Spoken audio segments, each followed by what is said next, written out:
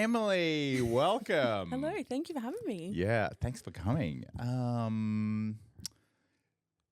You're a singer. I am. How did you get into singing?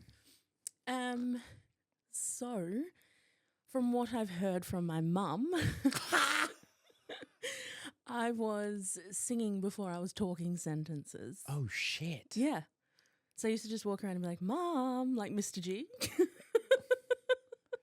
That's kind of cool. Yeah. Why did you start doing that though? So my mum was a single mother Yeah. who couldn't afford singing lessons. Yeah. And thankfully for me, I had my grandparents, so her parents, Yeah. who kindly put me into singing lessons. So it just grew from there. And then I guess, I just continued going with it. And my grandfather passed away. And then the last thing he said to me was, keep singing, because no matter where I am, I'm always in the front row. So every time I sing, I always look up and like in a bit of a song. Shout out to Granddad. And yeah, every time I sing, I look up in a part of a song and it's always like I'm singing to him again. Wow. So yeah. Did you have you got any like family members that are like musically sound So or like inclined? Sorry, like. well, I sing. My brother sings. You're just a fucking family of singers. Shit. My cousin. I should have done my research. Fuck. My cousin's a triple threat. So he, dance, sings, acts. He's been in like Wicked and stuff like that. He was. What? Yeah, he's crazy. And then his sister. Sounds like an overachiever. His sister played I have guitar. no idea and what then that means, but you know, because my I guess I'm a bit of an overachiever as well. I got my fingers in too many things. same. Don't worry. And then my other two cousins were Australian gymnasts. So What? yeah, so we're all a bit kind of like fun, I guess. That's a lot of fun. Yeah. And did you grow up in Melbourne, Victoria? Yes, I did. You did. Yes. Yeah. So you've been here a long time. I have. I've been here all my life. I won't give you the years because that gives away my age, but No. I mean, 17. yeah. I guessed it. Yeah, you're so right. Yeah. And so you're on The Voice. I was, yes. You're a finalist on The Voice. I was in the top 20, I think it was. Top 20. Season 11. Yes. Season 11. Yeah. I don't know what season they're up to now because. I think. No, I'm not even going to try to guess it. I don't want to get it wrong. What? How did you find that experience? It was honestly the most amazing thing I've ever done. Yeah. I often say to people, like, you know, to singers, that if they're thinking of giving it a go, Yeah. do it. Yeah. The production, the crew, everything was just amazing. Like, it was just like one big friendship, like just all hanging out. It was so cool. Really, Yeah. really cool. Yeah. So yeah, I loved it. I guess it's it really like accelerates your, I guess, experience of the whole production. Yeah. And like you really get to see like everything. Yeah. Yeah. You No, know. it was phenomenal. Like, it was everything that I thought it would be and more. Yeah. So what type of music would you say, like, what type of singer are you? So I've done training in all genres, Okay. including classical training. Oh. I find classical really boring. No offense to anyone that loves it. Shit! Fucking drop the bomb there. Jesus. But that's just my opinion personally. So what's your preference? My preference, I would say, big ballads. Actually, you know what? You're probably going to get booked now for like classical I know. jobs. You're going to be like, fucking that fucking podcast. Fuck. Jesus Christ, Jono, what'd you get me to do this shit? But yeah, no, I would definitely say big ballads like Whitney, And even the song that I sung on The Houston. Voice. Yeah. Oh. Yeah. I love that kind of stuff. I like to challenge myself. Oh. So, yeah. Can you pop one out right now? Oh, God. A Whitney song? Put me on the spot. Come on. Jesus.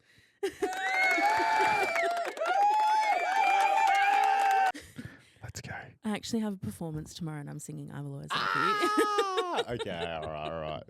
You need to rest your vocal cords, Yes, right? I need to get them all ready for tomorrow. Is that actually a thing? We're having to rest your vocal cords? Tell me. Okay, it is if you're sick Oh, or if you are prone in the to... head? Sick in the head? No, I'm all sorts of fucked up in the head, so...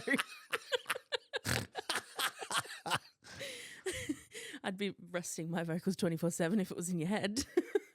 But if you are prone to overexerting your voice or prone to illness, it is a very good idea to rest your voice. Hang on. So if you're prone to overexerting your voice... Yeah. So why would you be prone to overexerting your voice? Well, if you do... like Ballads. I'm feeling attacked now. I mean, you fucking laid your bed down and now you're just fucking saying that I'm attacking you? Yeah.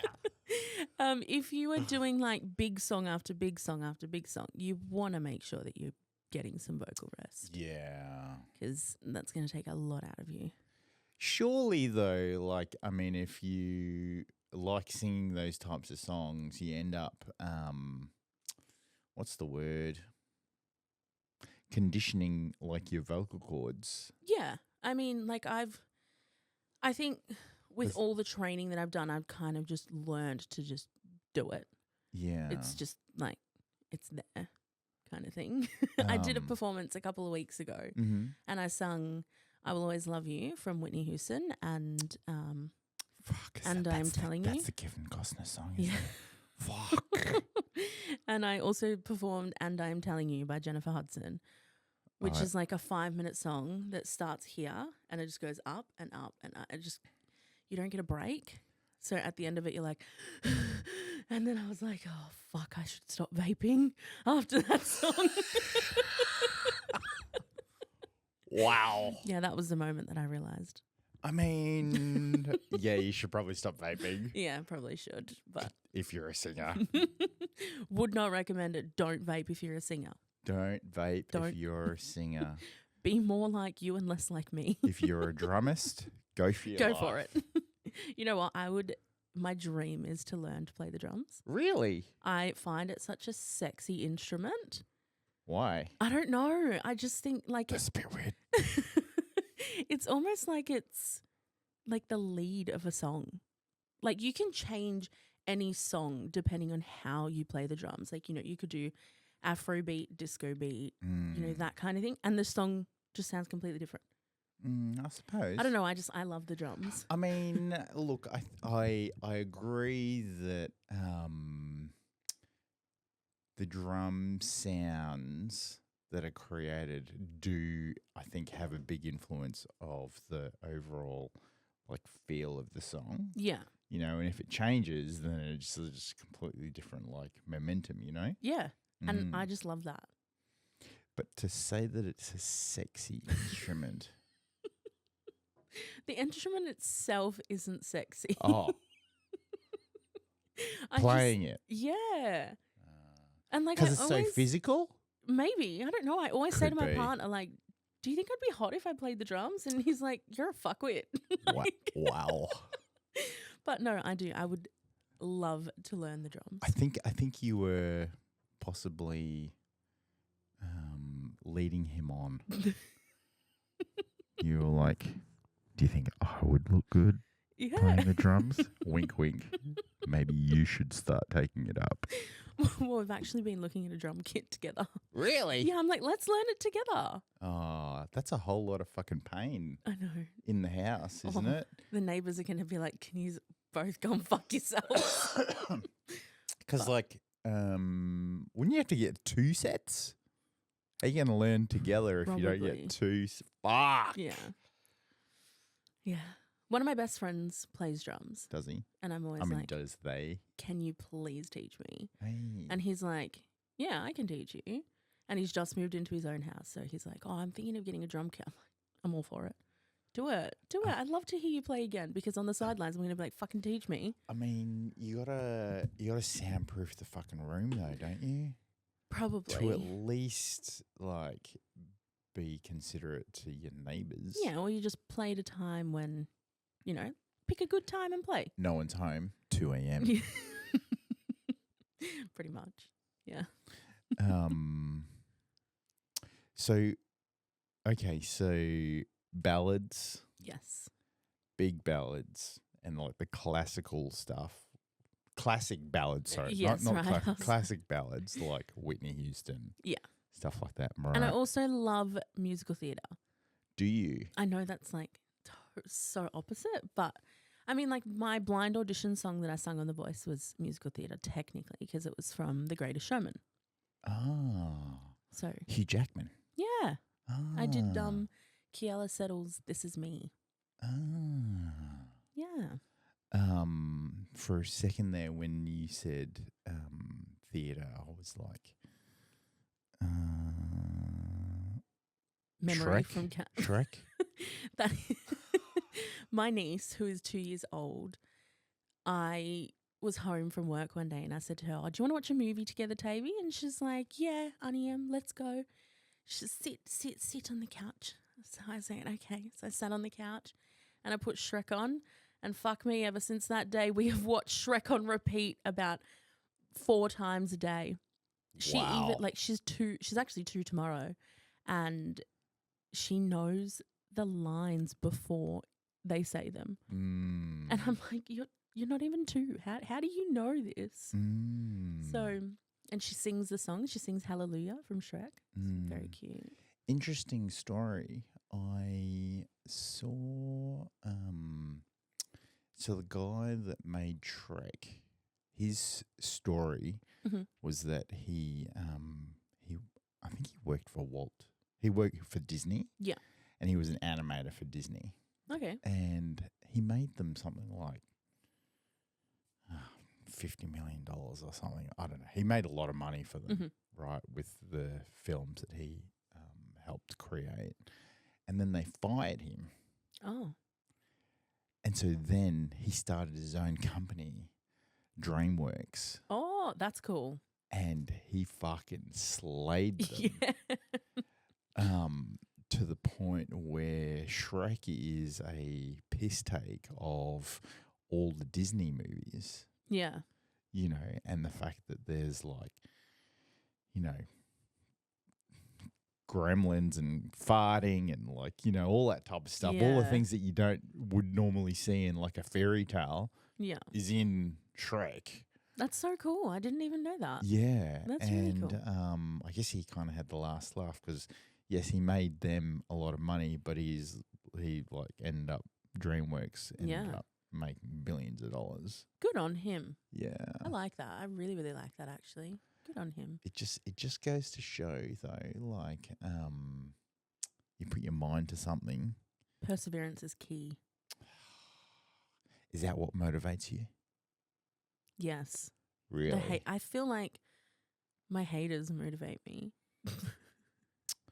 Not that I have a lot of haters. Fuck, I just made myself sound really bad. But, like, you know those people. She has haters. Don't hate. Don't hate on her.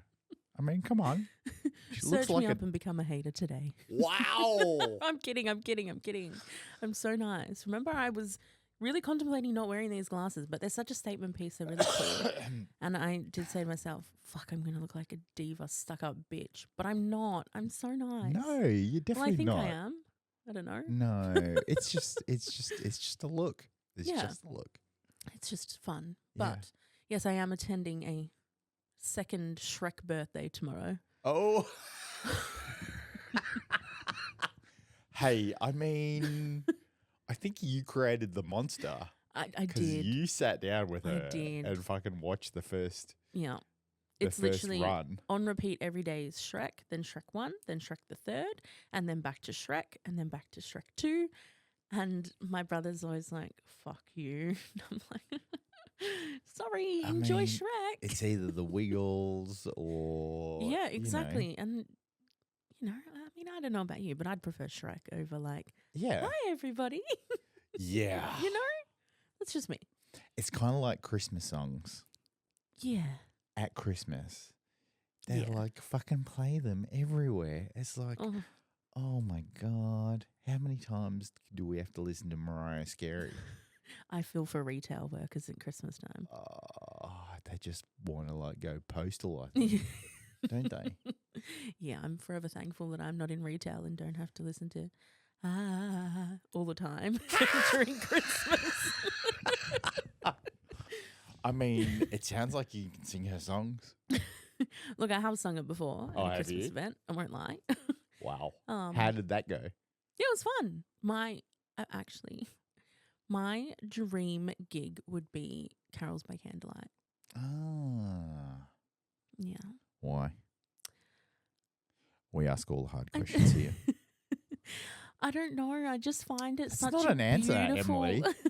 I don't know. I'm not like... Are you festive? You know what? I actually used to be the biggest fucking Grinch. Wow.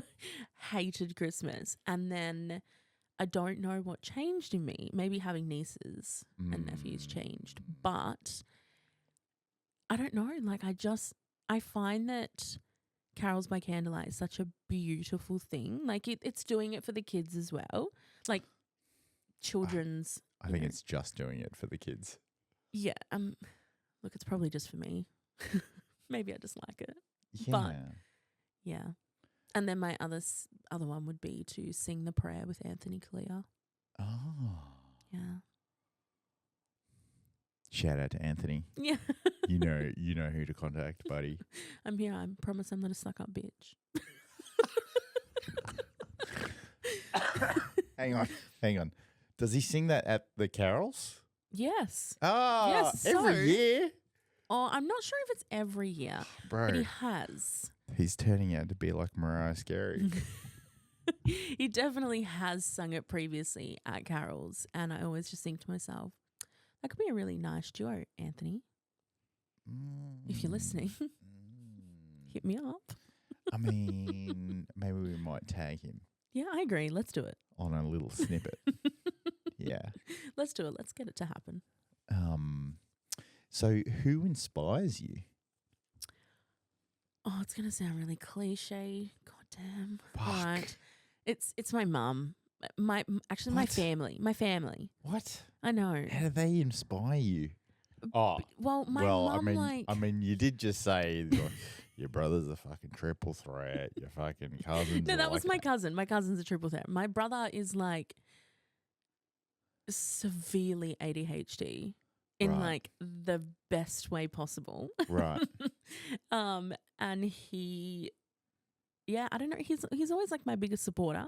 He won't admit it, but he is. What do you mean he won't admit it? Like he's too proud to admit he's a dickhead, but you know, like when I did the voice, ADHD coming through. 100%. When I did the voice, I said to him, we were backstage waiting, and I said to him, "Hey, Brayden, what are you going to do while I sing? Like, it's not the first time you've heard me sing. Like, I've been singing for years. Like, how are you going to react?" He's like, "I don't know. I'm just going to stand there and clap you on, cheer." And I was like, "Oh, okay, cool, thanks." Anyway, I'm standing behind the doors, and just before you walk out, they say artist walking. And apparently my mum said, they said artist walking, and the doors open. And as soon as I stepped foot onto the runway, he just started bawling his eyes out. And I was like, oh, what happened to, because I said to him, "Are you going to cry?" He goes, "No, I've heard you sing so many times." Oh. Okay. So I don't know what happened to the big boy act then. That's kind of sweet. Yeah. He's like, is he older or younger? He's younger. I'm the oldest. Yeah. He looks up to you. Yeah. Yeah. He won't ever admit it, but anything I've ever done, he's done. That's just him being like, yeah. a man. No, I'm I kidding. wouldn't. No, it's not being a man. It's just like pretending to be tough when Yeah. really he's He's quite not. proud. He's so not tough. Yeah. I always say to him, I should have been the boy and he should have been the girl. What? Why? Yeah, because he's.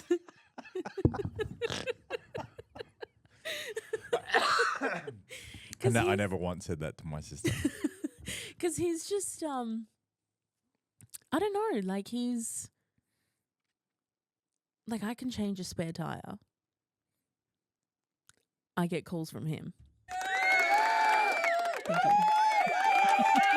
Spare Thanks so tire much. girl. Thank you. Like I can change a tire.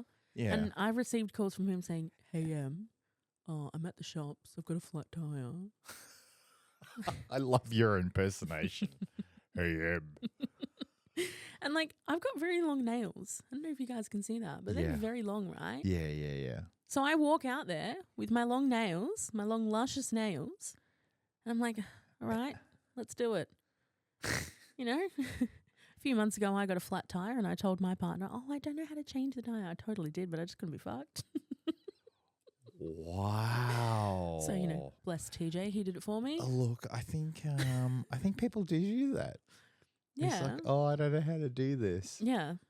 You know, and then they have their partner or loved one kind of come and help them out. Yeah. Well, he was in the car with me and I was like, "Oh no, babe, we've got a flat tire."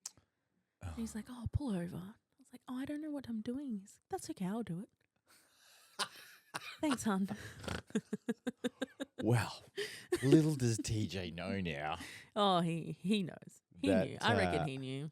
He knew? I reckon he did. How long you been with TJ? 3 years. He Yeah. knows. He knew. Of course he knows. He knew. He just wants to be the man. He was like, "Oh, watch me flex. I go to the gym every day." Oh. But no, I think he knew. I Mm. definitely think he knew. So you've got am I right in thinking you've got an album coming out? I have a new single coming out. A new single? Yes, so I'm actually doing a single launch on the 27th of July, which is really exciting. Yeah. Thank you. Thank you so much. I'm getting better at pushing these buttons. A total random, I just wing it. No, it's great. Thank you. Oh, okay. See what I mean? Bro, I should fucking label these buttons, but I can't be asked. You know what? If I was in your seat, someone would say something and I'd go to press clap and then I'd accidentally press crickets and it would be so awkward. I do have crickets. Oh, no. Yeah. There it sorry. is. See? No idea. Yeah, so on the 27th of July at Kindred Band Room, I am playing, I'm doing my single launch, Hey. which is my very first own show, which is really exciting. Nice. Yeah, so, you can expect to hear some ballads. No classical. Sorry for those that like classical. I feel like you need to diversify. You need to come out with a classical, ballad.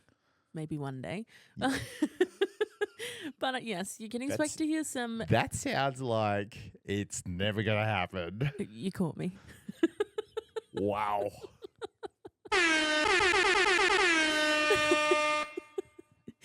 But yes, you can expect to hear some classic, not classical, classic ballads. My first song that I brought out, which is Fireproof, Ooh.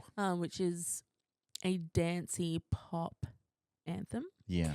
And now my new song, which is called For Life, which is complete opposite to Fireproof. Why? Why complete opposite?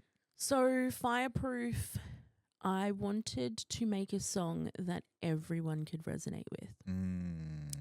So, when I write personally, I write about things that have happened in my life. Because what's a good artist if you don't resonate with the lyrics that you're writing, right? Yeah, yeah. So when I wrote it, pardon me, when I wrote it, I wanted everybody to be able to hear it and say, wow, I connect with those lyrics. Whether you're, whether you're gay, whether you're straight, whether you're going through cancer or, whatever it might be, I wanted everyone to resonate with the lyrics. So, like the opening line of Fireproof is, take my word for it, I'm stronger than I've ever been before. That's so powerful. Thank you. So that was the first song, which I will be playing. And on the download, there might even be some backup dancers joining me, which is pretty cool. Go. Backup dancers. Yeah. Male or female? I have females. Yeah. I'm all about women empowerment. I like men too, don't worry. I was going to say, it's for the ladies. So I might have backup dancers there too. Okay. And Kindred Band Room. Yes. Where's that? Yarraville. Oh. Yeah. Yeah, okay. So, and then I've got For Life coming out, which is complete opposite to Fireproof. It is a ballad, and I actually wrote it about TJ. Oh, snap. Yes. Shit. So it's a love story. It is a love story. Actually, I say no one's heard it. However, except for him. Well, he was actually there when I recorded it. Because he's been living it. He was, yeah. He was sitting in the room while I was recording the vocals and just staring at me like that. And I was like... So he realised that it was about him? I think I told him before. Okay. So I think I was working with the producer, writing it and getting everything ready. Yeah. And then he came on recording day. And I think I told him beforehand. I was like, oh, have a read of the lyrics. And he's like, oh, they're really nice. And I was like, well, I wrote them about you. I know, it's cute, isn't it? That is cute. But yes, so my second song is about love. It is called For Life, and it is about TJ. I know. But you know what? Every time I post something on like social media saying like, oh my God, I love you, or, like happy birthday or happy anniversary, whatever it might be, all three of my siblings will comment with like a vomiting face, like get a room. At least they comment. Yeah, it's nice, isn't it? Yeah. Bit of traction on the social post. Yeah. And it's just all on like the family grapevine. Yeah, and it's all just vomiting faces from my siblings, but or there's like comments like, oh, get a fucking room, like, but it's okay when they post stuff about their loved ones, They're just jealous. I know, I agree. Like, they're just jealous. You don't have a song written about you. Yeah, he does. That they don't have a love ballad, But yes, so that's kind of cool. That's cool. I say that no one's actually heard it. However, my friend got married last year. And they actually used it for their first dance. What? But no one actually knew that. Oh. So everyone just thought that it was just this random song that they had found. No one actually knew that it was my voice. Oh. And my song. Yeah. Which was cool. I was in the bridal party and I was standing there like, cool. This is so awkward. I know this song and no one else knows this song. And you couldn't say anything? No. You didn't want to? No, because I The girl can keep fucking secrets. Fuck. You are tight shut. I know. But like I wanted to release it and not have anyone hear it.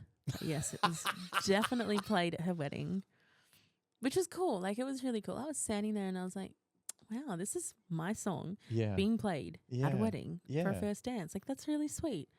Must be a good friend. Yeah. We've been friends for so many years, and I was partnered in her wedding with her brother, who's one of my best friends. And I was like, fuck, if we have to dance, like, you know how at some weddings the first dance will start and the bridal party join? I thought to myself, oh God, if I have to join this first dance and look at you and dance with you, I'm just going to be like, what the fuck is going on? Thankfully, the bride and groom danced, not us. As in you didn't want to, because the song's about TJ. Yeah. and you didn't want to have to dance with somebody else. Oh, nah, it wasn't about dancing with another man. I mean, it's Joseph. It's got whatever. It's just him. Right. But it's, I don't know. Like, it just felt like I've never actually danced to my own voice before. Would you believe I've never danced to my own mouth either? Oh, that would be a very difficult thing to do. yeah, yeah. Talk me through your songwriting process, because I know, because I've had a few musicians on now, and everybody's got their own way of doing things. How do you do it? So when I wrote Fireproof, that was the very first song I had actually ever written. I was working with a producer who was up in Brisbane. So I flew up there and I found some songs on Spotify and I kind of put them into an album, and I thought to myself, I want this kind of vibe. Never ended up being anything like that vibe, by the way. Completely changed my mind when I was there, but that's okay. It happens. It does. It definitely does. Can confirm. It's. Do you think it was okay to change? Or yeah, absolutely. And I love. Were you stuck on the inspo?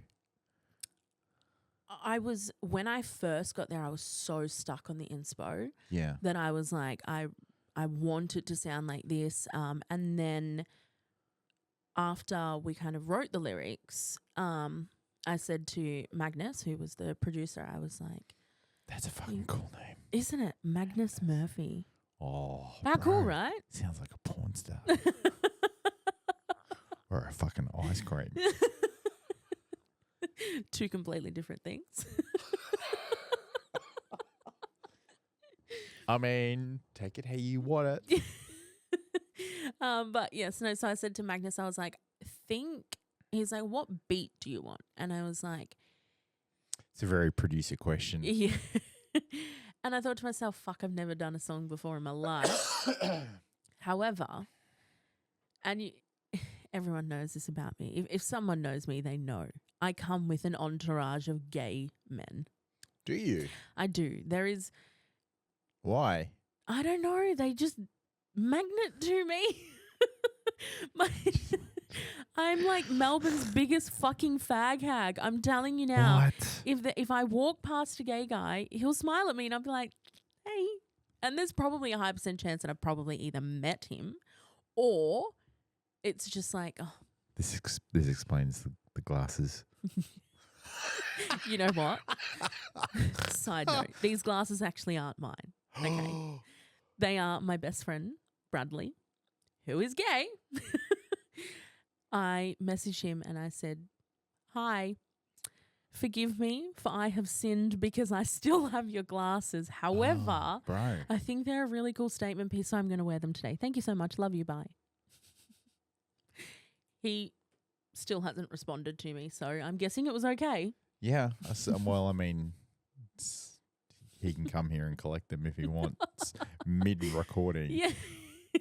He might just walk in and just tackle me to the ground and take the glasses. I'm sure Larry will invite him in. But yeah, so I am surrounded by gays. In my family, my friendship circle, everything, everyone is just gay. I don't know how it happened, but it just happened, and I'm obviously forever thankful that it happened because I love every single one of them. So when Magnus said to me, what kind of beat do you want? I said to him, okay. Pretty much. Sorry, continue. I said, think pop. Oh. Think Mardi Gras. Oh. That's what I want. Kylie Minogue. And you know what? He fucking nailed it. Did he? So good. That's so well. Good. And then I've also recorded a stripped back acoustic version of Fireproof to make it a bit more heartfelt. Oh my God. Oh. But I was going to make a joke before, but no, please go for it. I have the darkest sense of humor. No, it's to do with a fire blanket. No. Someone said to me the other day, one of my friends, he messaged me and he said, I can't remember what I said something to him, and he messaged me back saying, "I'm going to come to your house and set it on fire, but I'll take your dogs first and your family so they don't get hurt." And I said, "You can try, but I'm fireproof." And he was like, "You're fucked." And I was like, "I got you there tonight." Wow. I mean, he just fucking walked into it, didn't he? He did. He did. He walked Yeah. into it, and you know what? I would fucking walk out of it. Yeah. Fireproof. Thank you. Yeah. Okay, so you came up with that song.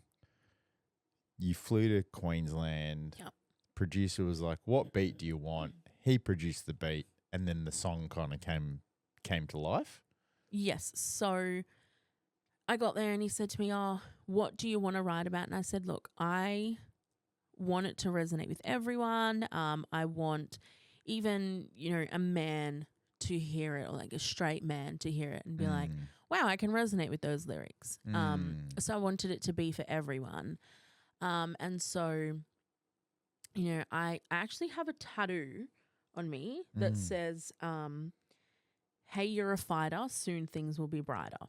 And I got that when I suffered a nervous breakdown. So Shit, I'm sorry. I got, it's all right. Everything will be brighter, right? It's brighter. Here I am. So yeah, I got that tattoo, and I said to Magnus, I was like, I want to kind of incorporate that into the song. And so there is a section of the song that says, "I'm a fighter, survivor, and now I'm burning brighter." So that was like kind of the tattoo that come into it.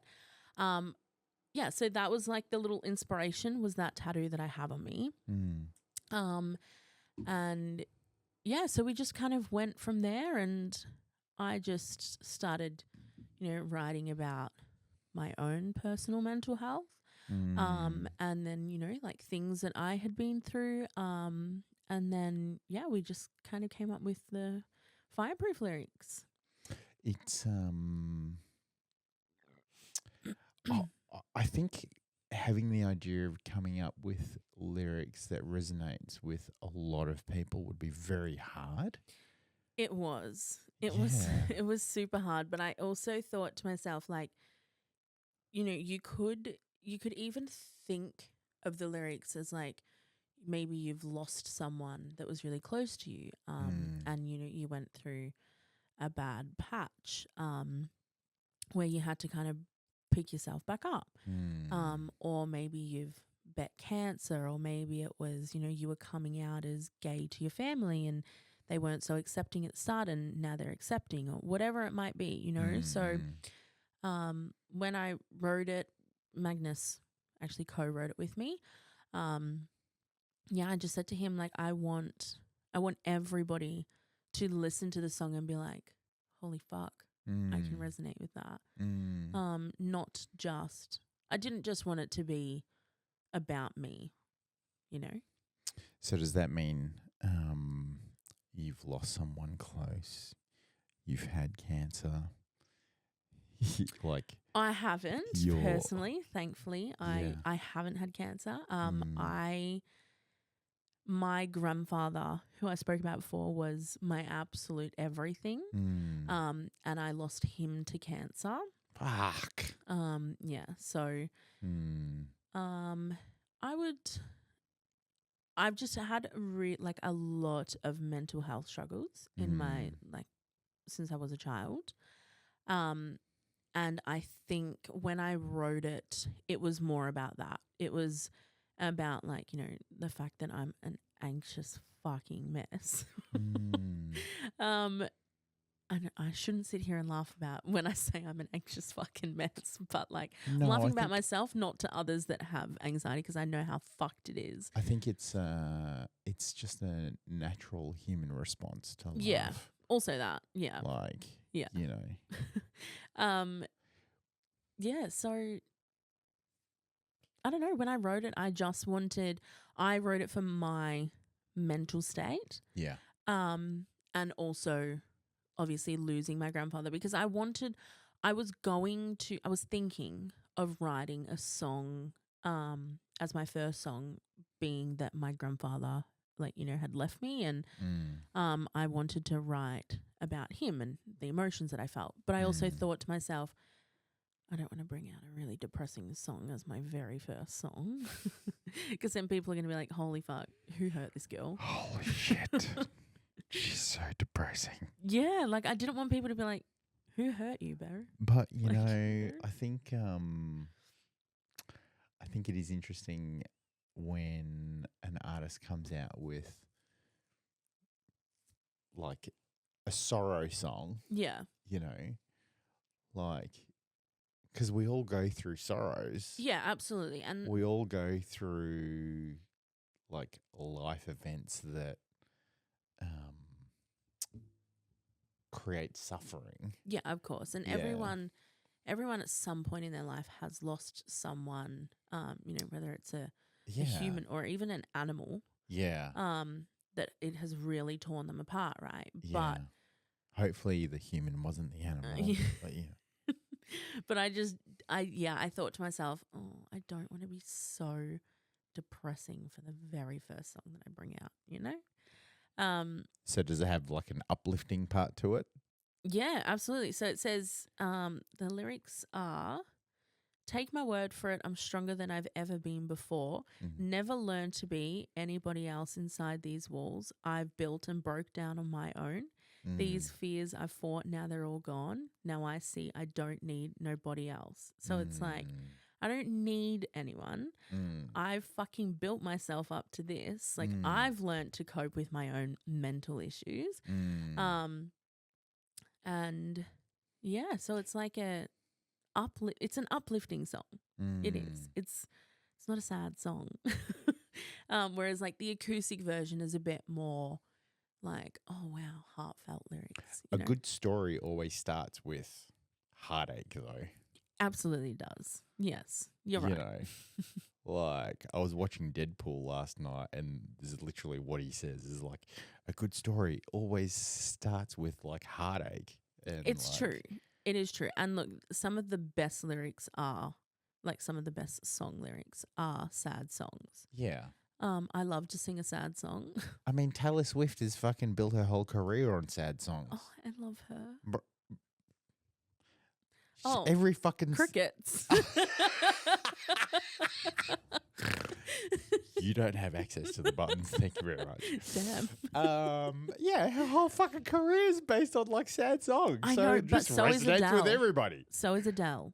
Look at Adele. Oh yeah, and Adele. I fucking love Adele. Love Adele. Yeah.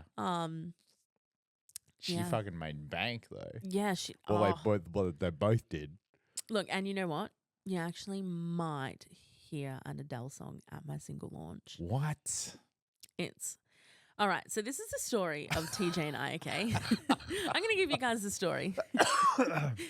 We'll have a good story here. Sit back, relax, and enjoy the show. Yeah. Let me just go get some popcorn. So, when I was writing Fireproof, obviously I was up in Brisbane, right? With the fire blanket. Yeah.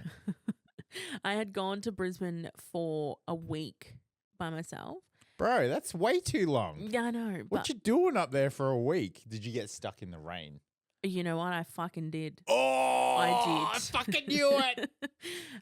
So this was like 2022, I think it was. Oh, no. 21, 22. I don't know. It was around there. Yeah. So I had gone up to write Fireproof. Post-COVID.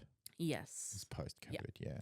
So I had gone to write Fireproof. I was up there and they did have some stupid rain happening up there post-COVID. It was crazy. I was staying over at the Star Casino in Brisbane. Yeah.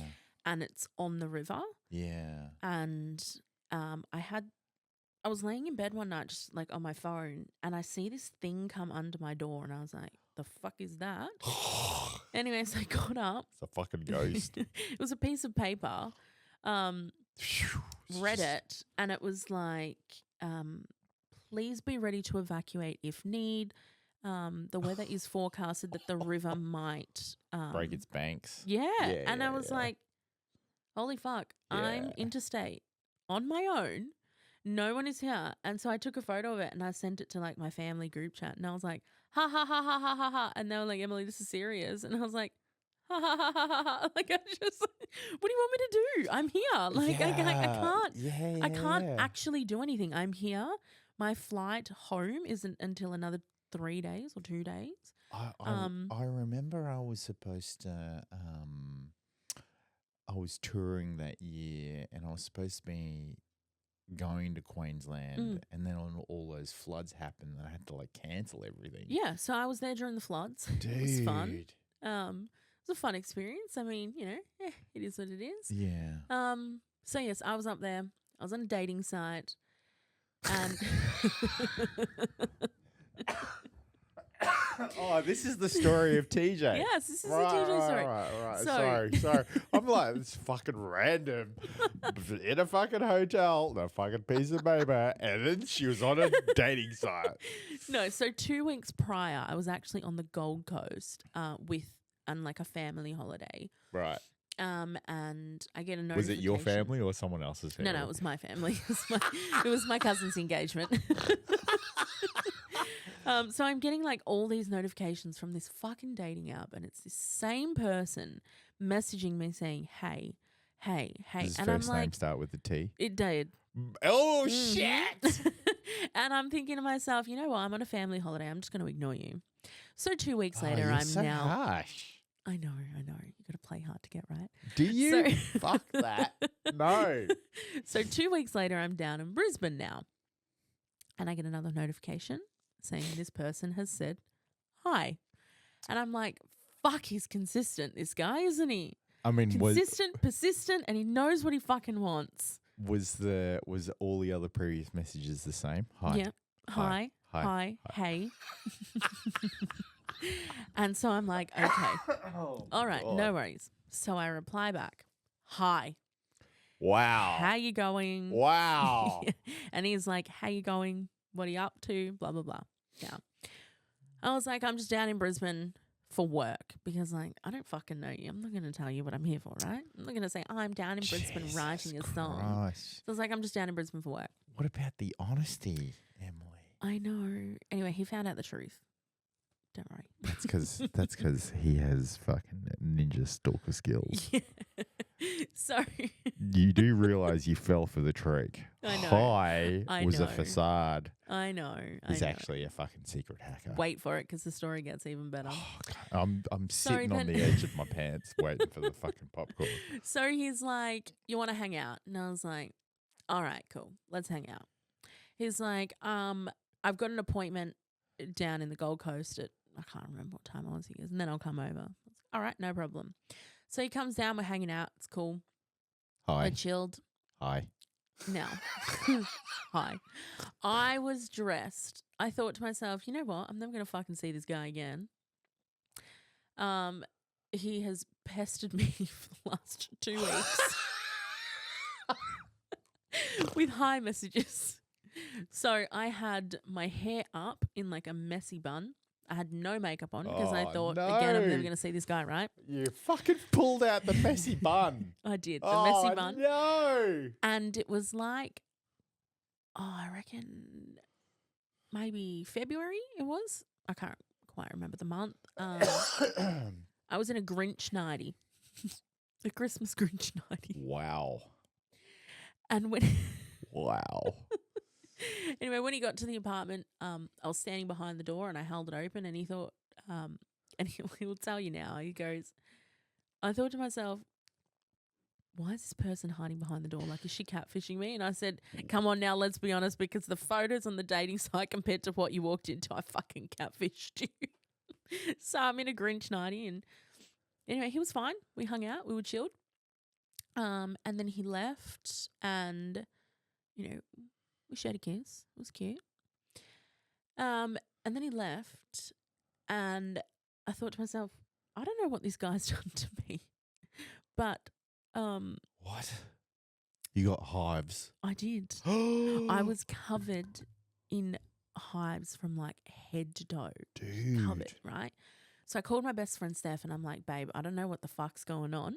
Hive turned into hives. I think I've had an allergic reaction to this guy. Yeah. He's got cats. No. Dogs. He went to the fucking solarium beforehand and he wore tingle cream. So she's like, babe, you got to go have a cold shower, wash it off your body, right? Is that the creams to help with the fucking melatonin in your skin or something? It like brings the blood to the surface. And yeah. Anyway, so she goes, go have a cold shower. I'm like, so you had an allergic reaction to that. Yeah. So I've gone to go have a cold shower. Hang on. Did he tell you that that's what he did? And so you knew that that's the... Well, he told me that he went to the solarium prior. Right. And Steph loves the Solly. So she said to me, she goes, babe, it looks like he's used tingle cream. Like, you know, she goes, just go have a shower. I was like, all right, cool. She goes, have a cold shower because it will like soothe your boiling hot body. I was like, okay. Yeah. So I went and had a shower and then I went and sat back down on the bed. But dickhead me, he was sitting on the bed, right? So I get another reaction. Dickhead, yeah. Right. So Steph's like, are you stupid? And I'm like, you know I am. Like, let's just be honest, right? So I mean, she fell into it. The crickets. I did. So I've gone and had another shower, but these hives are just not going down. Bro. So it's in the middle of the torrential storm in Brisbane that has just told me that I potentially might have to evacuate my apartment. And I had to walk across the street to this little fucking convenience store and get antihistamine for my body that is red raw, burning, and just hives everywhere. Dude. So we've nicknamed this guy now Solly. I still don't actually know his real name. I just know him as TJ. And that was his Snapchat name and stuff, right? So I know this guy as TJ, and now we've nicknamed him Solly because God forbid we don't nickname someone. Anyway, this guy did not leave me alone for months. Wow. Constant messages. He left the apartment and he said, damn, I should have called in sick and we should have gone and got a drink and hung out. Anyway, so I thought to myself, you know, I'm still never going to see this guy. He's going to leave my apartment. You thought to yourself, thank fuck we didn't do that because I'm in a world of pain with my hives. Well, I had to message him and say, hey, I know this is really random and I know you went to the solarium. Did you use tingle cream? And he's like, yeah, I did. Haha, why? And I thought to myself, haha, I'm glad you find it funny. Anyway, I told him why. So he was known as Solly with the allergic reaction. Yeah. And then, yeah, he left and he messaged me that and then literally didn't stop messaging me. And I thought to myself, I said to Steph, I was like, this guy's going to leave the apartment. He's probably just going to delete me. I was like, whatever, go, see ya. Yeah, that's and now 3.5 years ago. And now you fucking wrote a song about it. I know. So that's the story, yeah. We didn't stop talking every day since that day. Tingle cream made the tingle. Yeah. And then I flew back up to Queensland to write another song. Yeah. Actually, I think it was to record Acoustic Fireproof. And I took Brad with me, one of my best friends, the glasses guy. Yeah, took him with me. Bradley. And, you know, we went for 2 weeks this time. Oh, shit. We thought, you know what, fuck it. We always go on like little adventures together, Bradley and I. We're just as anxious as each other. I actually call him my support chihuahua. He's my support person through life. Is he actually a chihuahua? Oh, you know what? He's always like really anxious. Like this fucking guy right here. And you know what? Nothing bad on anxious chihuahuas. I have a chihuahua myself and he's fucking anxious. Anyway, so I was like, Brad, I'm going to Queensland. I'm going to record another song. You want to come? I was like, I'll only go for a few days. A few days turned into 2 weeks. And this was probably about 9 months later, maybe, after the first time. And TJ got wind that I was going. Hang on. So you didn't tell him? You didn't tell Solly? No, of course I told Solly. God. it had been all those months that we were talking. Of course, I was a little bit like, oh, this guy's actually really sweet. Oh, despite the fucking tingle cream. Yeah, despite the allergic reaction. And the fucking rash. Yeah. So, yeah, we went up for 2 weeks and Solly was supposed to work. He called in sick for the whole 2 weeks. Came and stayed at the apartment with us for the whole 2 weeks. Bro, what? Yeah, whole 2 weeks. He came down to Brisbane because he was from the Gold Coast. Came down to Brisbane, stayed with us for the whole 2 weeks. He was committed. He took me out for dinner. It was very sweet. But we had been speaking for 9 months, 10 months. Yeah. And he was like, oh, yeah, we're seeing each other. And I was like, okay, cool. And then on the last day of the holiday, he was like, do you want to just be together? And I was like, oh, isn't that cute? I was like, all right, sure. I came back to Melbourne and he was like, oh, I'll come down to Melbourne and visit you this time. I was like, all right, no worries. Yeah. So I was back in Melbourne for about a week, maybe a week and a half. And then he came down to visit. He was here for Friday, Saturday, Sunday. And on the Saturday, he said to me, oh, I really don't want to go back tomorrow. And I was like, babe, you have to. You've got work on Monday. And he's like, okay. And then about 5 minutes later, hey, mate, how you going? He's on the phone. I'm like, the fuck? I'm like, who are you on the phone to? He's like, oh, listen, I'm not coming into work Monday. I've actually moved to Melbourne. So he was here for a 3-day holiday and he hasn't left. 3 years later. That is crazy. We've been living together the whole time. Wow. Yeah. So when I wrote For Life, it was definitely about him. I mean, it's a cute, happy ending, isn't it? It's a very cute, happy ending. He is, however, banned from Tingle Cream. And if he uses it, he is to stay the fuck away from me and go straight from the front door to the shower. Do not touch anything. Leave me the fuck alone. Go away. Don't kiss me hello. Just give me a... I think solariums are banned here anyway, aren't they? Oh, yeah. They are. He's somehow accessing them. Yeah, he is. No, for legal purposes, he's not. Yeah, wow. Yeah. What a fucking, story on fucking meeting him. And you were, right? very nonchalant. Yeah. You're like, he's not going to, I'm just going to fucking wear a Grinch fucking nightie, fucking mate. That was hook, line, and sinker. Yeah. And the fucking messy bun. The messy bun. The messy bun fucking, he was probably thinking to himself, who the fuck is this girl? Jesus Christ. And you know what? She's pulling out the big guns. At the time, I had hair extensions and I had them in for so long. They were so due to be redone. Right. Instead of being up here, they were down here. They were just hanging on for dear life. Dude. Still somehow he's still here with me, right? And I said, it's been 3.5 years. I mean, It was just meant to be. Oh, I was just about to say that. It was just meant to be. I know, as cliche and as fucking feral as it is. It was just meant to be. So when you come out with a fucking breakup song, we know what's going on. Oh, if I ever come up with a breakup song, it's gonna be some. Do you remember You'd be like, I miss the tingle. Do you remember those hives? I can't fucking sing. Do you remember that? I don't know what happened there. That Sorry. song. Do you remember that song back in the day? It was "Fuck You Right Back," and then it was like, "Fuck You, I Don't Want You Back." It was Frankie and something. It was fuck all those nights out. That's what my breakup song would sound like. What? It would just be full of swearing because I'm feral when I talk. Do you know how many people say to me, oh, you go out on stage and you sing I Will Always Love You. One of my friends messaged me yesterday and she wrote to me, I always get so emotional when you're on stage singing and then you get off stage and I just remember how fucked you are.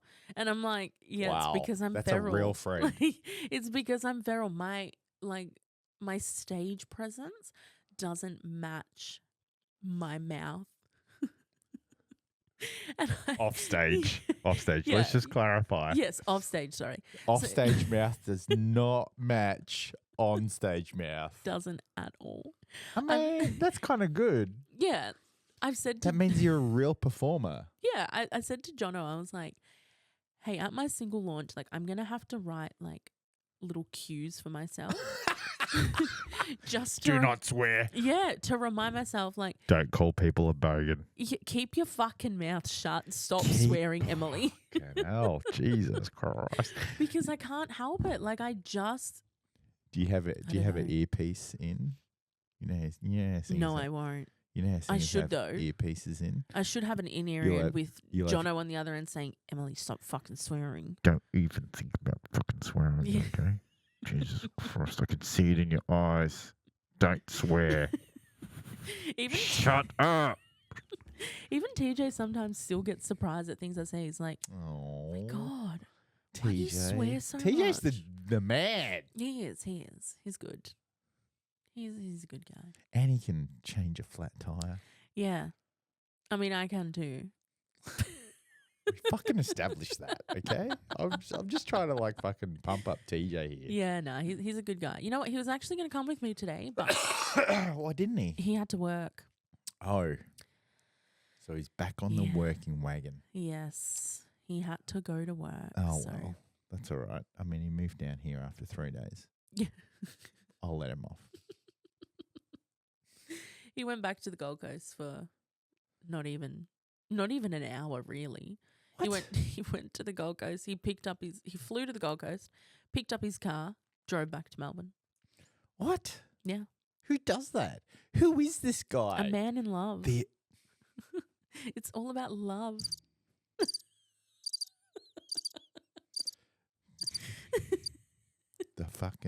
the enigma that is TJ.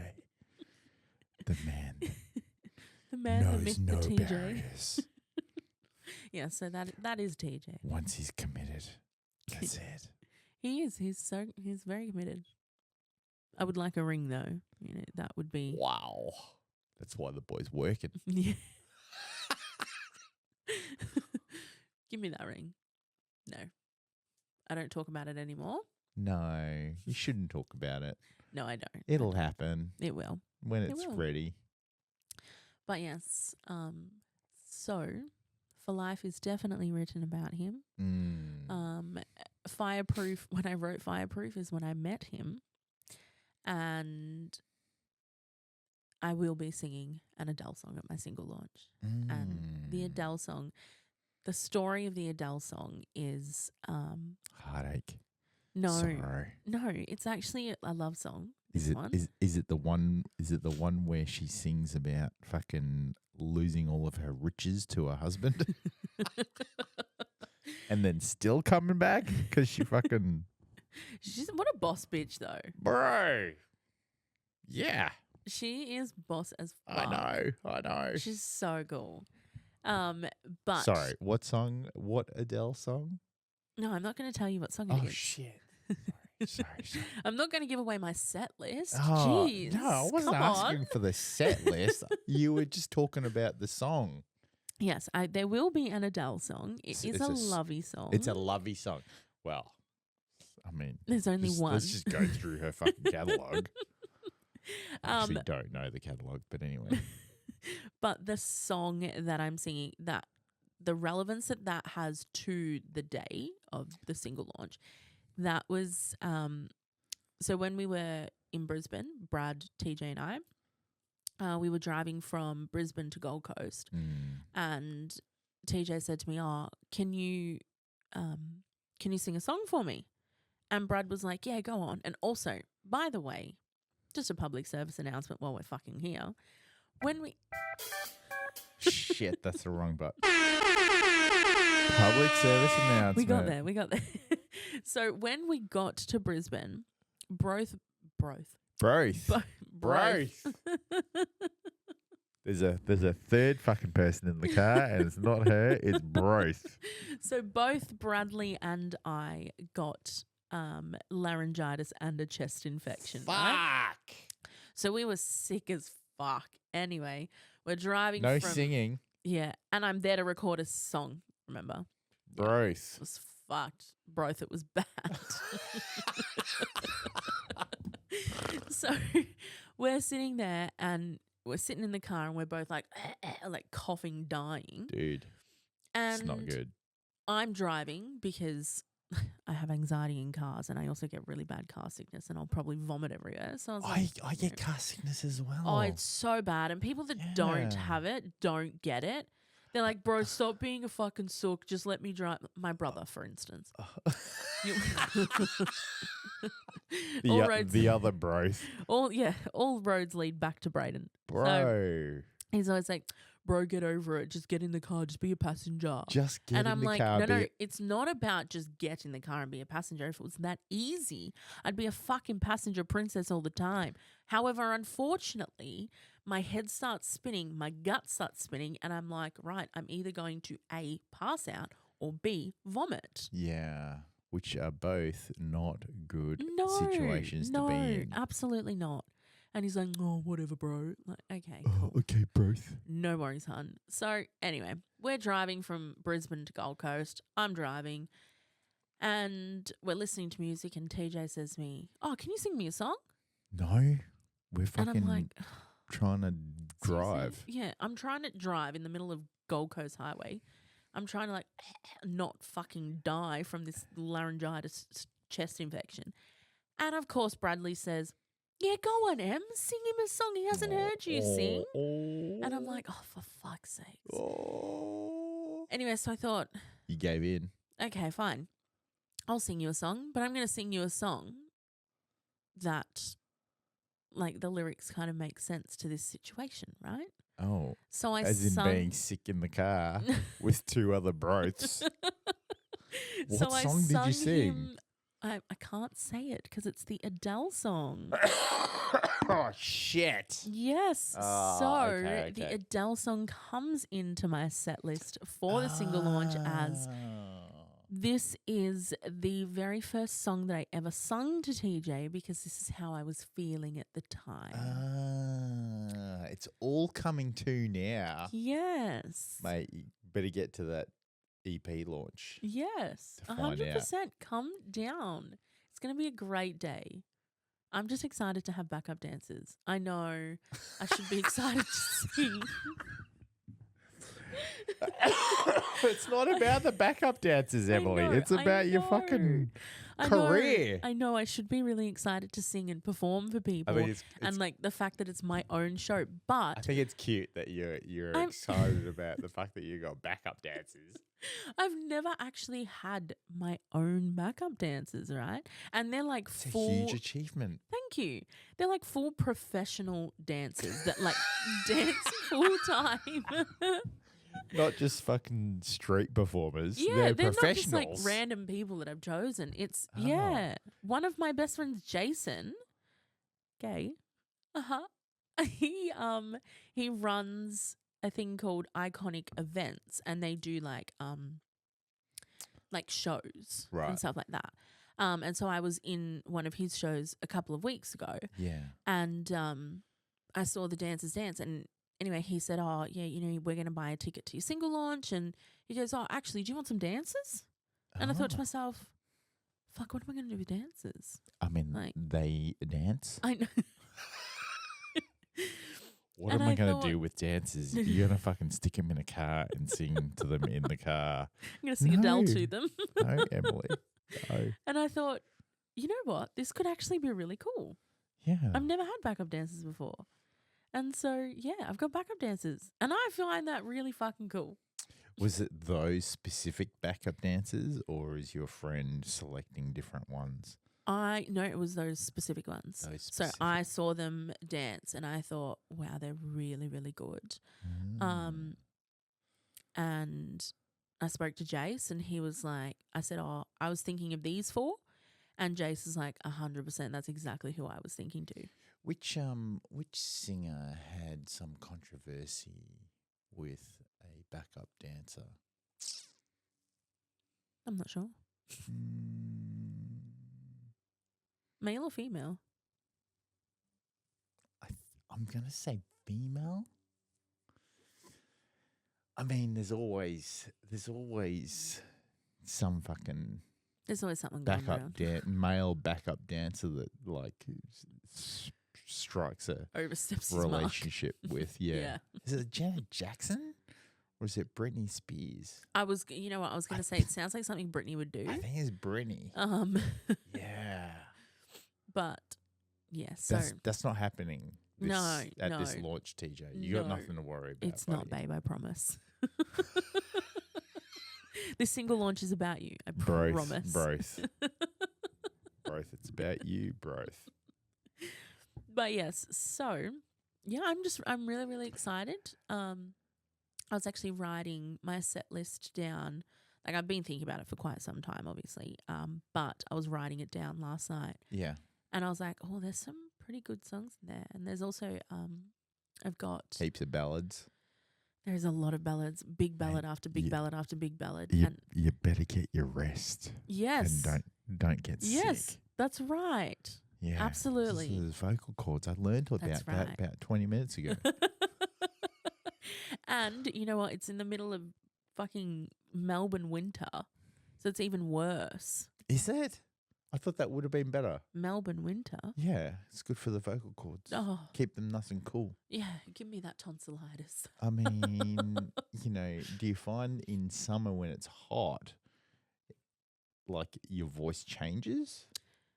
I'm actually known to constantly get tonsillitis. Dude, you need to get those shit removed. Okay, so here's the thing. I saw a specialist. Does it change your... Because you're an adult, you're at high risk of your voice changing. Are you an adult? No, I'm only 16, but...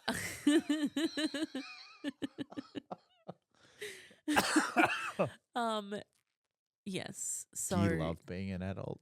No, I fucking hate it. I hate adulting. Like, take me back to primary school, sucks. Actually. Like, no, don't take me back to primary school either. Don't take me back to school, but like take me back to those years, Take me back to no responsibilities. That's what I want. I don't want to go back to those years. I just don't want any responsibility. My brother had a baby on Monday, and I look at her What? and I'm like, yeah. Your brother's a fucking baby making machine. He's got two little girls now. Oh, snap. Yeah. One was born 5 days ago, and the other one has her second birthday tomorrow. Congratulations to your brother. Yeah, thank you. Are you scheduling in when you're going to start seeing Shrek with the second one?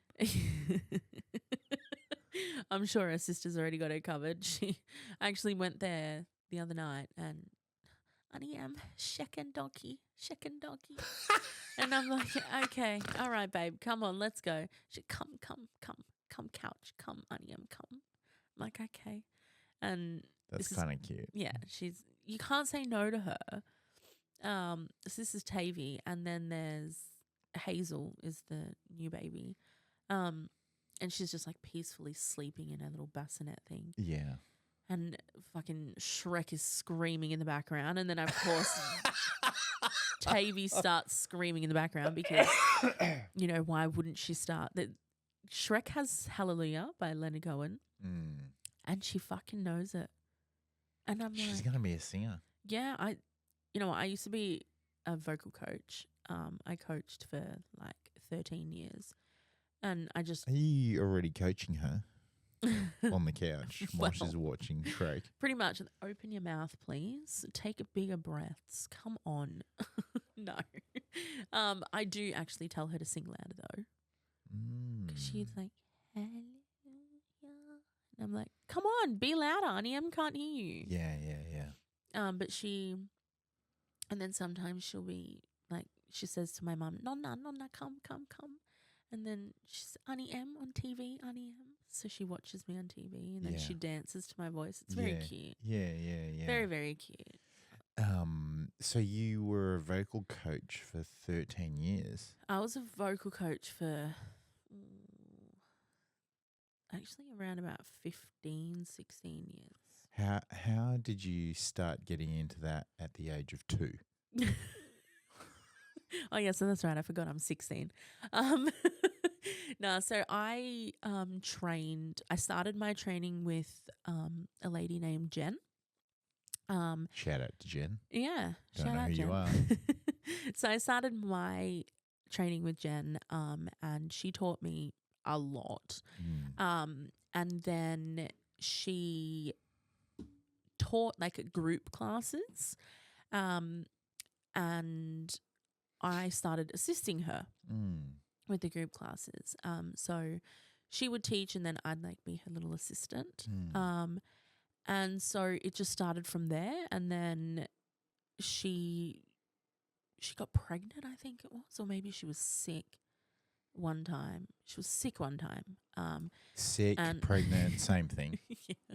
She was sick one time, and they needed someone to teach her classes. And Right. so the owner was like, "Hey, can you teach?" And I was like, "Okay, sure." Yeah. And so I taught the group classes, and then just from there, I just started teaching. Did you always want to be a teacher? I did. I always wanted to be a vocal coach. And yeah, so I stopped teaching probably about 2 years ago now. Yeah, right. I don't know, I kind of went through a thing where I just had lost passion for it. It was probably about 2 years ago. Yeah, my mum actually suffered a brain aneurysm. Fuck. And so after that happened, I just decided I didn't want to teach anymore. I had lost the passion for it, and I thought to myself, I would be doing a disservice to the children that I'm teaching if I continued to teach, because there was no passion there for it. I think it's okay to go through stuff and like lose the motivation and drive to continue on. So it was a very, I guess, mature thing for you to go, you know what? It would be a disservice for the people that I'm coaching. Yeah. And so I just thought to myself, like, I'm going to give it a break. Haven't gone back since. However, Jason has actually just opened up another dance school. Jason. And so, and I sung at his shows. I'm actually singing at one of his shows tomorrow. And he's like, "Are you gonna teach?" And I'm like, I'm not sure. It's egging you on. Yeah. Go, Jason. And so I've had a lot of people have said to me, "Oh, can you give me lessons?" And I'm like, "No." Why? I just don't want to. Oh. I didn't have the passion for it. However, I've been at his studio the past few weeks. I've been there a lot more often than I have been previously. And my passion is coming back. But don't tell him that I said that.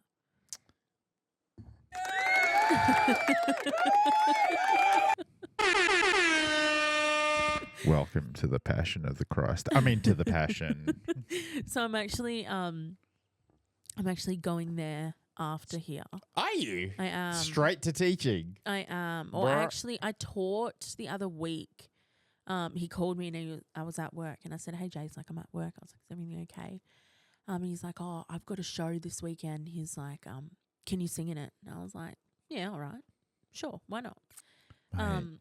He gave me the songs that I was singing. He was like, "I want you to sing Fireproof," which is my song. "I Will Always Love You," Whitney Houston. And I want you to sing "And I Am Telling You," Jennifer Hudson.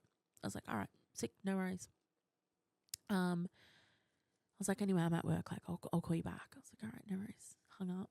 About an hour later, he's calling me again.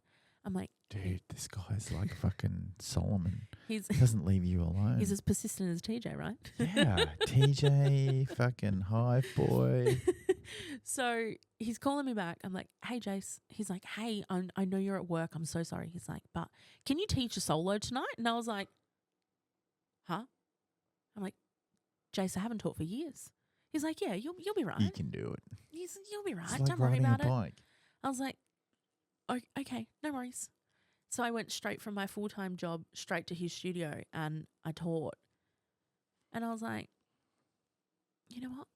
I kind of think it's coming back. Yeah. But we don't tell anybody that.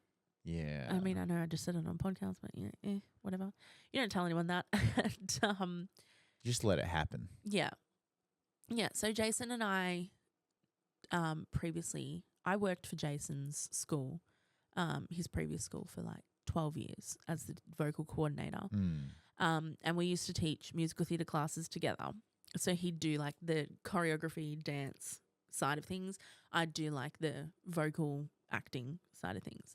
And so we're going to bring that back to his new school. And yeah, I was like, you know what? I will 100% jump in on that. Like teaching with him is like, it's always a fucking good vibe. So I was like, you know, I'll jump in on that one. And then I thought to myself, my passion might come back.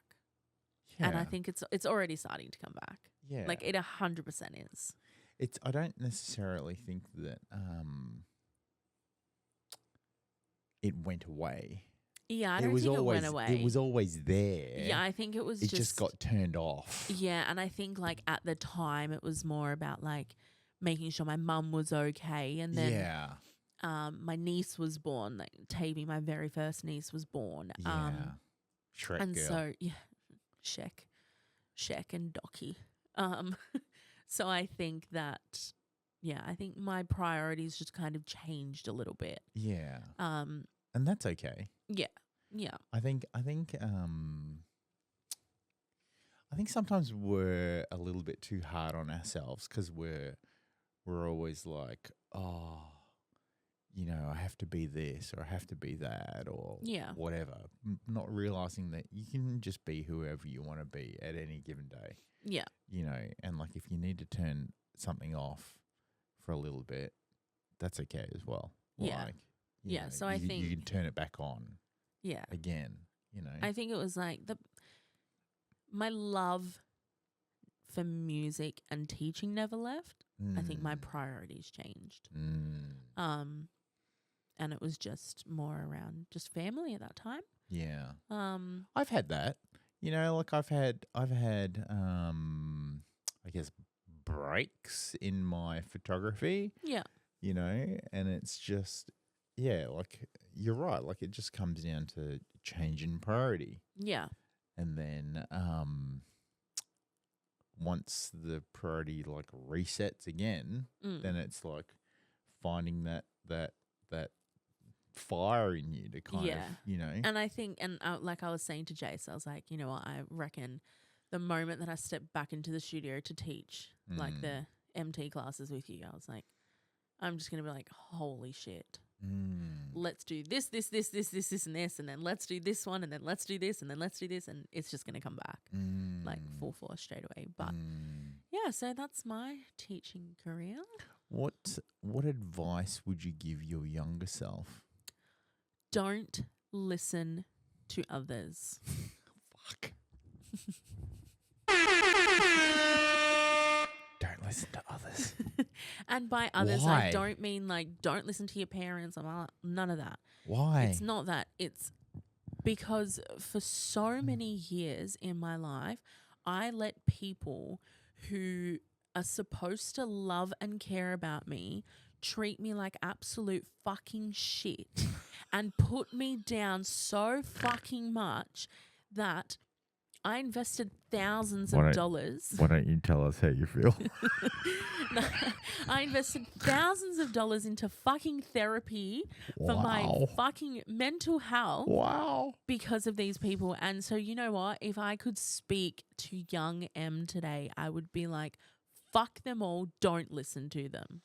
I mean, look, it's good sound advice, right? I probably wouldn't say to my younger self, fuck them all. But I would. You I would. 100% would. And, you know, the younger self would probably be like, yeah. Yeah, 100%. Yeah. I like Bradley reminds me every day to just be a bad bitch. He's like, you know what? Bro. Yeah. He's got some good advice, Bradley. He does. And we actually have a matching tattoo on us that says bad bitch. Oh. Actually, both of ours are on our foot. Oh. Bad bitch. So he's like, if I'm ever having a bad day and I call him and I'm like, I'm fucking sick of this, and whatever. And he's like, you know what? I just want you to take a breath, look down at your ankle and just remind yourself that you're a fucking bad bitch. I mean, it's a bit awkward. Just take a breath and look down at your ankle. Where are you going with this, Bradley? So, yes, if any advice to my younger self, I would be fuck them all. Don't listen to them because you deserve better. It's not even that you deserve better. I think what happens is when people notice other people doing things out of the ordinary, Yeah.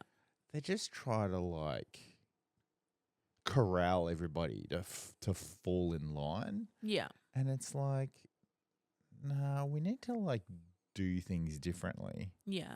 Like just let people do what they do. Yeah. And see what happens. The really what's the word? The really like fucked up thing in all of it is that if they didn't do that, you wouldn't be where you are today. And that's correct. It is very true. It's so weird. Yeah, I know.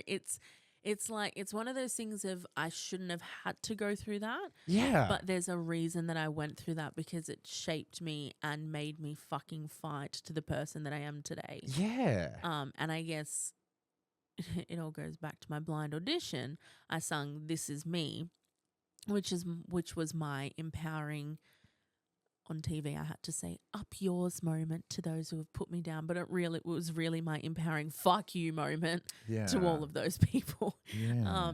But yeah, I mean, I have had this conversation with my mum many times, and I've always said to her, everything happens for a reason, and there is a very unfortunate reason that I had to go through what I went through. But a part of me is thankful that I went through that because it's made me realize that family isn't always family and friends aren't always friends. It's a hard lesson to learn. It is, and it's really fucking shit lesson to learn at such a young age, which is why I'd tell young Em Fucking shit lesson to learn. Fuck. Which is why I would tell young Em to tell them all to go fuck themselves. Bro. But you need that on a t-shirt. Tell them all to go fuck themselves. I agree. I mean, yeah. It is a really shit lesson that I had to learn at such a young age too. However, I'm thankful for the experiences that I've gone through and the things that I've gone through because they are lessons that, I probably would have had to learn later down the track. However, I matured so early on because I had to go through things that a child shouldn't have to go through, basically, I guess. Yeah. Mentally. Yeah. Mentally fucked me up. Don't think that me laughing is all great. It did mentally fucking ruin me. However, yeah, I am here. I fought, and I feel fucking great. I do. It's Don't feel sorry for me. I'm okay. Yeah, no, I don't feel sorry for you. Fuck that. Fuck you, Emily. Fuck you. It is just such a hard thing. Because, again, like if you didn't go through those things, you wouldn't be who you are today. Yeah. And it's just so that is just so fucked up in so many ways. But it's always, I think it's always like the way. Yeah, and I mean, like it's also a thing of like the things that I've gone through are like great lessons for me to know, how to treat people and how to not treat people. Back in those days, obviously, I'm an adult now. Yes, I'm not 16, everyone. What? I know it's been like an hour and a half, and you're very good with the time. It has been an hour and a half. Has it actually? Yeah.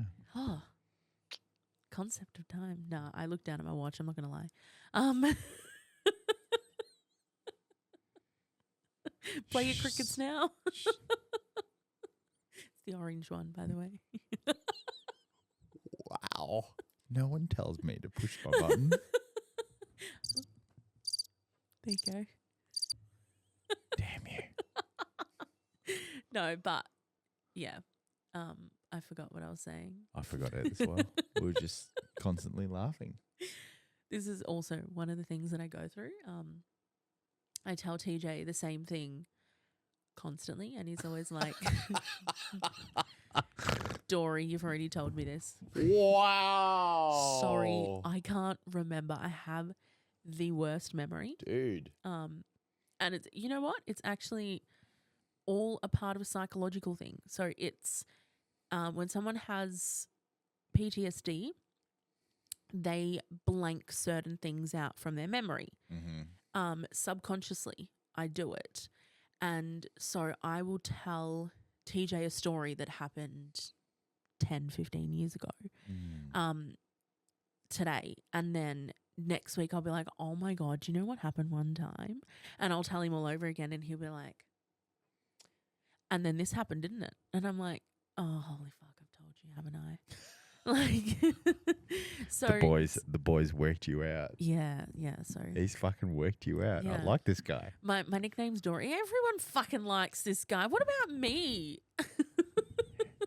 Hang on. It's not just always about you. I know. I love him. We just He's spent like great. the last hour and a half talking about you. Well, I reckon an hour of it was how I met him, how I got you a rash. You chose to tell me that story. Yeah, you're right. No, I wouldn't take. I mean, it back. it's all part of your like music creation. It is. You're history. definitely right. Yeah. You're definitely right. Now you said that you had like a full-time job. I do. What do you do? Okay, so I actually. She's a fucking aeronautical engineer. I'm not. She's a fucking food scientist. You know what? Give me street smart. I'm so fucking smart at. Give me a book. I'll just look at the book and just be like, You're a librarian. You've lost me. There's only a few things that I read, and that's my phone, Oh, dude. my emails at work, and social media. So what do you do full time? So I actually I work in disability employment services. Oh. So it's in line with the government. Yeah. I help NDIS. Yeah, the government and NDIS. I help people with disabilities gain and maintain employment, which is a very fulfilling job. However, I actually resigned on Thursday. Oh shit! It mustn't have been that fulfilling. No, look, I've been in it for the last few years. My current manager, she's fucking fantastic. We're actually friends. She just lost you as a co-worker though. Yeah, and that was such an awkward conversation. I had to have my hands were like shaking. The anxiety, my heart was racing, and I was like, I have to get this done. She was amazing though. She was so understanding. But yeah, so I work in DES, which is Disability Employment Services. But I did resign on Thursday, and now I'm going to be working in customer service. Again, not retail, so I don't have to listen to every Christmas. Was that your rendition of Mariah Carey? Yeah.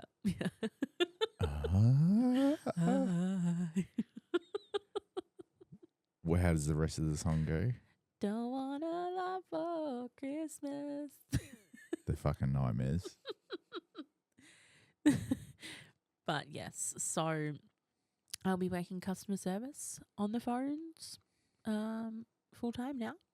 So, Amazing. I do work full time. The dream would be to be on stage full time, but I mean, I'm not Mariah Carey, right? So I think that's Here we are. that's the dream for every creative, is to do creative stuff like full time, because then you get to fuel your creative side whilst also being able to survive and live a life and all that type of stuff. I mean, like I took I took a few days off and I went down to Dalesford where I did Chill Out Festival. I opened for Marsha Hines, which was Hey, fucking insane. that's cool. Yeah, it was Shout really out to cool. Marsha. Marsha was Get you on the awesome. podcast. She was lovely. Like, she was great. Yeah. And yeah, like it was almost like a taste of what my life could be like, you know? Yeah. I've also gone to Queensland and done the Melbourne shows with Emily Williams. Yes, I had Emily on. Yes. I did. She's a fucking cool cat. Yeah, she's hilarious. She's so funny. But I did some backing vocals with her as well a few years ago. So, like, I've done things that have really, like, given me a taste of what being on stage all the time could be like, you know? And TJ's constantly pushing me like, oh, you need to be on stage more. So tomorrow's my niece's 2nd birthday. So you're on stage? I will be. So Jason's got a show. Why you got to be like that? I will be. Because I'll tell you why, right? So Jason's got a show. I want to sing at my niece's No, I'm not singing at my niece's fucking birthday. Shrek birthday party. Oh, Shrek. Oh, God. I'm trying to convince TJ to dress up as Shrek. TJ, you should fucking do that, buddy. He should, right? He's everything to her. He's Uncle TJ, Uncle TJ. You've got the level of enthusiasm. I believe you can do it. Right? I definitely think you can do. So tomorrow's Tavy's 2nd birthday, and I was Jason called me and said, oh, I've got a show on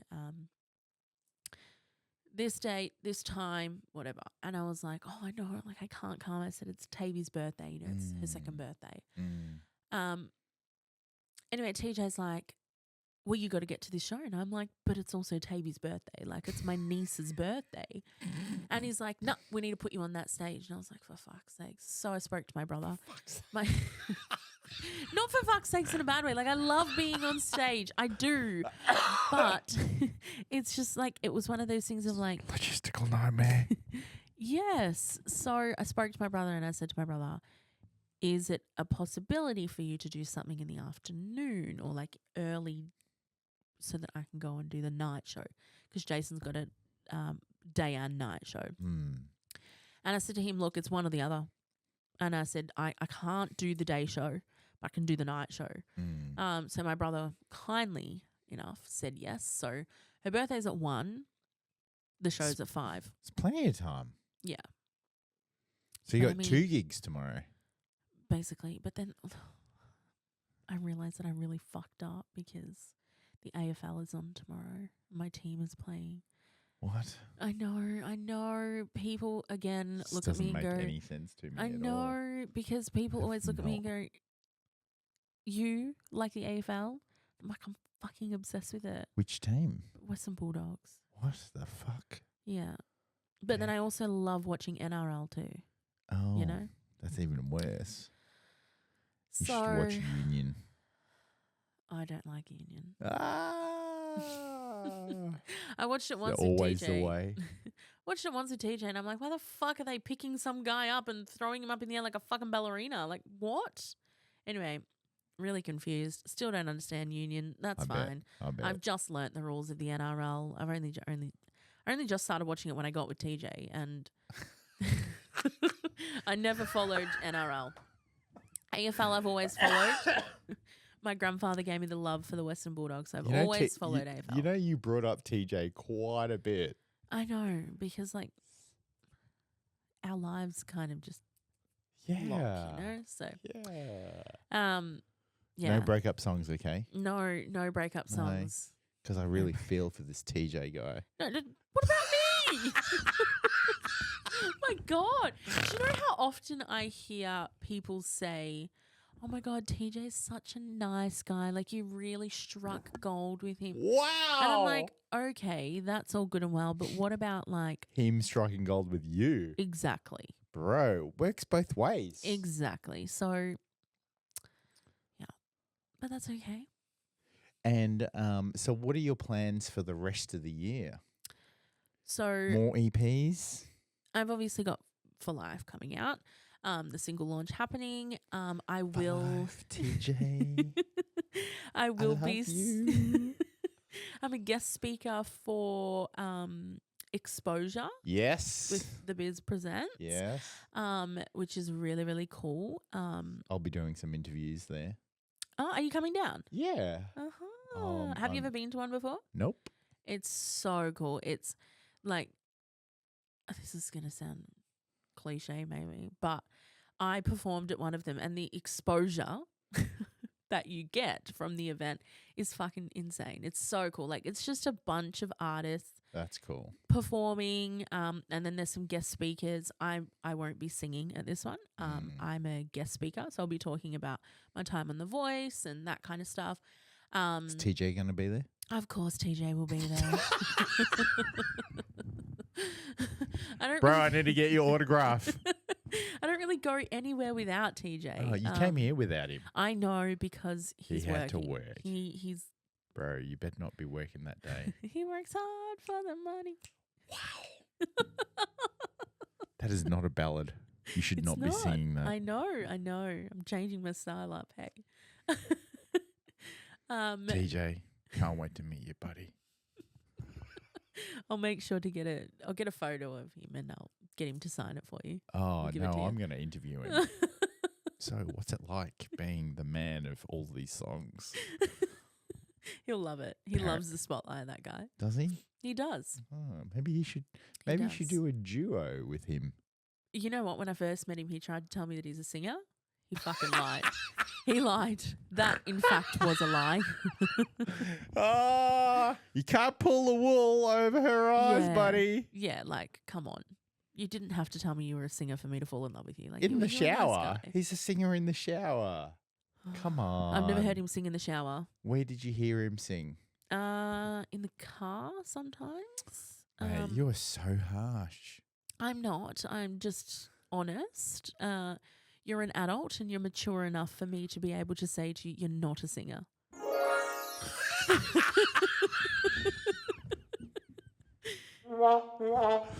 Sorry, TJ. Letting you Sorry, down. TJ. I love you, but not as a vocalist. Oh, she said the fucking words. There's a fucking love ballad coming out next. Jesus Christ. No, well, that's what For Life is. Oh, yeah, okay. All right. I mean, it better be For Life because I've got the fucking guy tattooed on me. Wow. Yeah. I did. I have his initials tattooed on me. However, if I showed you the tattoo without telling you, you wouldn't know. Well, that's It's good. this one here. Yeah. You can't see TJC in that, can you? Nah. So there's the T, there's the J, and there's the C. Ah. Just a little diamond with TJC in it. But again, you wouldn't know unless I tell you. Yeah.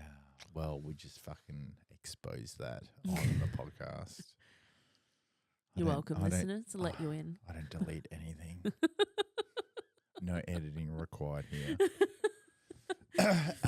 But yes, no, so I will be at Exposure in October as a guest speaker. That is, again, I will have to learn not to swear and not be feral. Why? Because I think there's going to be kids there. Oh, so you got And I to don't talk have to eloquently. Yes, I don't have to be like, I With was a on The calm Voice. And I was on The Voice and it was fucking insane. I have to be like, I was on The Voice and it was a phenomenal experience. Phenomenal. I've got to be a lady. I can't be the fucking feral. All right. So, so you can catch me at Exposure in October as a guest speaker. And there might be some other things coming up that I'm working on. Exciting. Yes, that I'm working on with Jono, but I can't disclose these yet. God damn, that fucking NDA. Jesus Christ. All roads lead back to Jono. So, it's all good.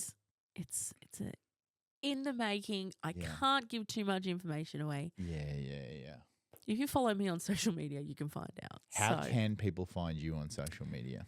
All of my social media is the exact same. It's all Emily Jane Conidi official. There you go. I'll have that come up. Yeah. Well, Emily, thank you so much for coming on the podcast. Thank you for having me. I had a great time. Let me just take a selfie.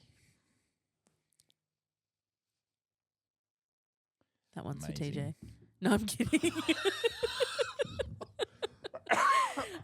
I'm kidding. And look, if you head down to my single launch, you'll see him at the single launch. He's got a little. He bought a tripod. He said, "Oh, babe, I bought something to record," and I was like, "What?" He's like, "Oh, I bought a tripod to be able to record you." And I was like, "Oh, that's really sweet." He sounds like such a catch. He is. He's the sweetest guy, and his family are amazing as well. So I am very, very lucky. But if you head down to my single launch on the 27th of July at Kindred Studios in Yarraville, you will be able to meet TJ. Because, no one's going to be there for me at the end of the day. They're all going to be there to fucking greet TJ. Hang on. Meet TJ and the backup dancers. Oh, yes, the backup dancers. Oh, how exciting. Yeah. Well, again, thanks so much for coming on the podcast. Thank you for having me. I had a great time. I can't wait to hear how things went at Exposure when I'm there and listening into your talk. I will see you there. Not swearing. Yes. Awesome. Thanks, everyone, for listening in. Bye. See you guys.